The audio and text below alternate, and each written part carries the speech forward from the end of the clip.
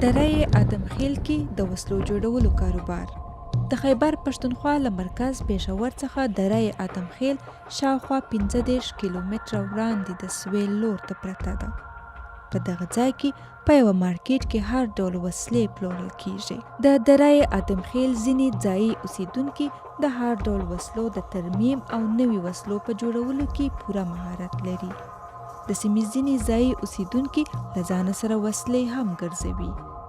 د دره ادم خیل په دغه بازار کې د هر ډول وسلې پیر او پلور کیږي. دغلته د وسلو جوړولو مخینه یوې پیړۍ ته رسیږي. ویل کیږي چې د 19مې پیړۍ په وروستیو کې د میرو په نوم د بریتانیوي پوځ یو عسکر تر بغاوت وروسته په دغه پخوانۍ قبایلي سیمه کې پناه اخیستې وه. میرو د کارتوس د جوړولو په طریقه پوهېده او د وسلې جوړولو له هنر سره هم آشنا و. هغه د ځایي خلکو سره په ګډه دغه کار پیل کړ او ډیر ژر د دغه ځای خلک د کارتوس او ټوپکو جوړولو کې مهارت ترلاسه کړ. د دغه سیمې ځایي کسان د هر ډول وسلو د نقل جوړولو په برخه کې کافي مهارت لري. د کارپوهانو په وینا دا کاپي یا نقل دومره شوي چې بیخي اصل ښکاري. په اصل کې دا د امریکا جوړه وسلې M-16 کاپي ده چې دلته جوړه سوې. پر دې لیکل سوي چې دا د امریکا د حکومت ملکیت دی. دلته تر ټولو زیات ټوپکان خرڅیږي.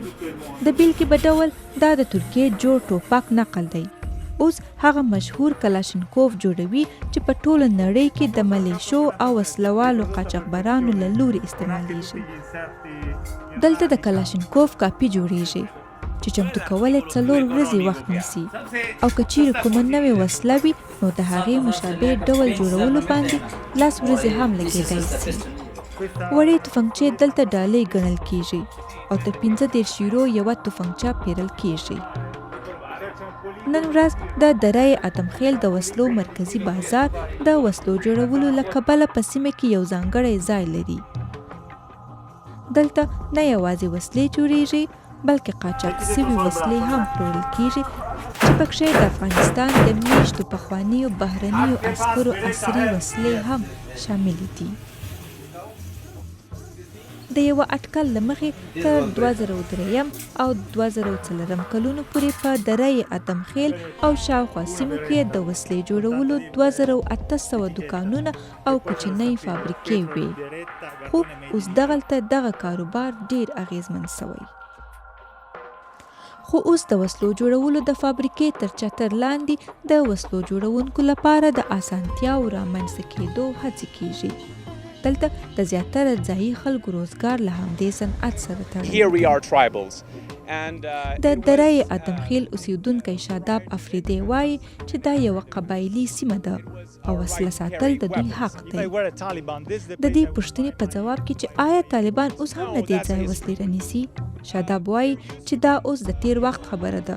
د هغه په خبره طالبانو به له دې ځایه وسلې رانیولې. هغه د جګړې د وخت خبره وه او هغه وخت دا سیمه محفوظه هم نه وه، خو اوس حالات بدل سوي.